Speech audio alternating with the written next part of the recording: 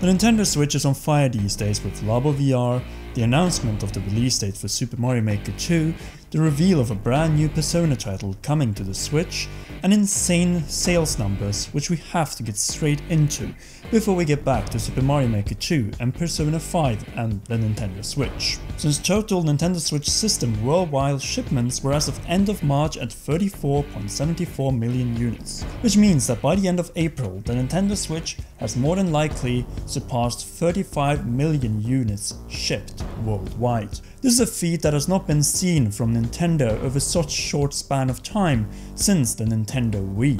Software sales are currently at 187.52 million copies, way above the Wii U after 2 years on the market, and closing in on the Nintendo GameCube and Nintendo 64. Speaking of Nintendo GameCube and Nintendo 64, as of today the Nintendo Switch hasn't only surpassed the Nintendo GameCube in total units sold, but also the Nintendo 64, which in 5 years managed to only sell 32.93 million systems. In fact, hardware shipments are approximately at the same level as they were for the PS4 in its 26 first months on the market from 2013 to the end of 2015, but has fallen a little over the last year compared to the insanity that were the Wii sales in 2006. 2007 and 2008. With less consoles being sold now than back in the 2000s, mostly due to mobile gaming and stiffer competition than ever. Speaking of, we have now Mario Kart Tour coming in the summer and a sign up in Japan and the US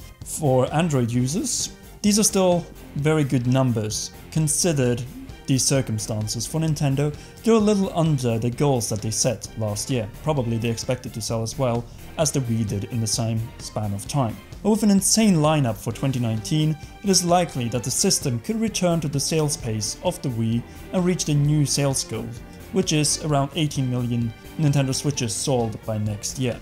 So why don't we just go straight down to the system sales, because we have gone over the hardware sales now. Top we have no surprise Mario Kart 8 Deluxe with worldwide sales at 16.69 million on the Nintendo Switch, combined with Mario Kart 8 on the Wii U, which sold 8.44 million copies worldwide. Mario Kart 8 has now sold over 25 million copies combined, which makes it the second best-selling Mario Kart title of all time, only beaten by Mario Kart Wii. And just to remind you, this is not Mario Kart Switch, just a port of a Wii U game, which when Mario Kart Switch will get announced and finally launched, we are certain that it will break all sorts of records when it will arrive sometime in the near future, probably 2020, wink wink. At second place, behind Mario Kart 8 Deluxe, we have Super Mario Odyssey with 14.44 million copies sold worldwide in sales. In 1.5 years after its launch in October 2017, which makes it the best-selling 3D Mario game of all time. Yes, it has surpassed Super Mario 64 and Super Mario Galaxy, and is certain to become the first 3D Mario title to finally surpass 15 million copies. Who knows, maybe we'll even be able to reach 20 million. But a title that is also breaking all sort of records is Super Smash Bros. Ultimate, with worldwide sales currently at 13.81 million copies in less than 4 months. Since the fiscal year for Nintendo ended at the end of March, it is likely that now, by the end of April, that will say less than 5 months after Smash was initially launched, the game has likely surpassed 14 million copies and is on a good way to also surpass Super Mario Odyssey and thus 15 million copies. In terms of total sales,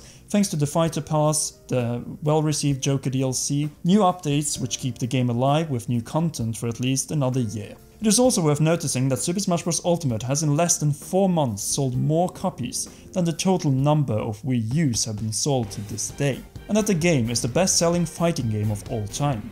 Now, we will see if Mortal Kombat 11 will be able to get anywhere close to these numbers. But at 4th place we currently have Zelda Breath of the Wild, with worldwide sales at 12.77 million copies on Nintendo Switch. Well, 4th place as of the end of the year, but really at 3rd place if we combine it with the Wii U sales, which are reported to be over 1.5 million on the Wii U, making it the second best selling Nintendo Switch game in the last few years after Mario Kart 8 Deluxe, when combining Nintendo Switch and Wii U sales. With over 14 million copies sold in combined sales, it is naturally the best-selling Zelda game of all time and one of the best-selling adventure or fantasy titles this decade, only surpassed by The Elder Scrolls V Skyrim. Yes, Legend of Zelda Breath of the Wild has sold more than The Witcher 3 and more than Final Fantasy 15, and it has done that in just 2 years. The last Nintendo Switch title to have surpassed 10 million shipped copies thus far is Pokemon Let's Go. Since combined Pokemon Let's Go Pikachu and Eevee have worldwide sold 10.63 million copies. These are insane numbers for what is probably going to become a side series for Pokemon, and a sign for how insane the sales will be for Pokemon Sword and Shield when the 2 versions launch at the end of this year. Of other titles and sales worth mentioning, we have Splatoon 2 at 8.7 million copies shipped worldwide and likely to surpass 10 million in the next fiscal year. Super Mario Party is following suit with 6.4 million copies sold worldwide, which makes the game the 3rd best-selling Mario Party game of all time, behind Mario Party DS and Mario Party 8 for the Wii. Let's remember that that game has not been out for a year yet, so it might even become the best-selling Mario Party game of all time. The fiscal year was concluded at the end of March, so no numbers yet on sales of Yoshi's Crafted World, which sold 1.1 million copies in its first weekend, while the remastered port of Super Mario Bros. U, on the other hand, has sold more than 3.3 million copies in its first 2 months on the market. Overall, all the presented numbers are very impressive, though hardware sales are a little under what Nintendo hoped for this fiscal year, but have also stated that they are much more confident to hit their next goal of selling 18 million Nintendo Switches in this fiscal year. And with more Super Smash Bros. Ultimate DLC packs on the way, and titles such as Super Mario Maker 2 launching worldwide June 28, Fire Emblem Three Houses launching July 26, the next big third-party exclusive Astral Chain launching August 30th, Animal Crossing Switch and Luigi's Mansion 3 likely launching in September and October, and Pokemon Sword and Shield and Link's Awakening following suit likely in November, and it is correct to assume that Nintendo are likely to reach that goal by March 2020. We have an insane lineup and probably system revisions. Though sadly Nintendo will have no hardware reveal plans scheduled for E3 this year, but no mention if it could happen before or perhaps more fittingly after June in a traditional September Nintendo Direct. That will say prior to Animal Crossing Switch and Pokemon Sword and Shield, which are typical handheld experiences. The only letdown beside no Nintendo hardware reveals at E3, though still a very nice surprise, is that we're getting a Persona 5 game to the Nintendo Switch. The only problem is that it isn't the vanilla version of Persona 5 or the highly anticipated Persona 5 The Royale, but Persona 5 Scrabble The Phantom Strikers, or in layman's terms, Persona 5 Warriors by Koei Tecmo. Now, getting another Warriors games, and on top of that a Persona 5 Warriors game, is awesome, with all those personas getting destroyed at the same time and a number of potentially playable characters from the main game. Though it is a little letdown for many that Persona 5 is now likely not coming to the Nintendo Switch. Well, at least not until Persona 5 Scramble for PS4 and Nintendo Switch, and Persona 5 The Royale for PS4 will be out. That will say not at least until spring-summer 2020. So here we are closer and closer to E3, and 2019 just keeps getting better and better for the Nintendo Switch, with Super Mario Maker 2 getting finally a release date, as published by Nintendo yesterday on June 28, a little bit later than expected, but for us it works way better since we will not be bogged down with E3 and also another convention that we're going to after I return back to Norway, since I'm currently in Sacramento, US, and will be heading a month's time to Japan.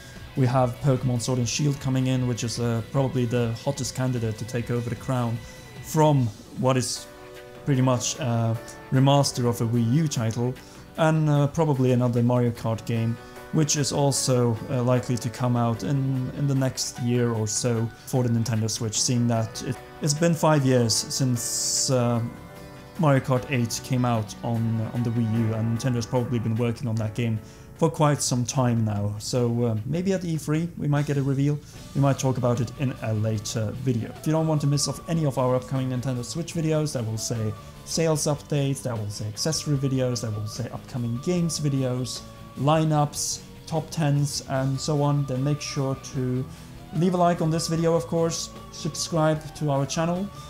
We are less than 4,000 subscribers away to 200,000 subscribers, and we really want to get there as quickly as possible, since I'm, well, as I said, heading to Japan, and would love to reach that number and celebrate it together with Joseph, and a few other friends while I'm here in Sacramento. Finally, a big thanks goes to all our patrons, including world producers Kenyatta Ali and Bradley Carriage for their support on patreon.com/commonrealm. You can join them too by heading over to that website and claim a number of the perks that we have there. But until the next video at least, this was Commonwealth Realm, and we will see you girls and guys soon.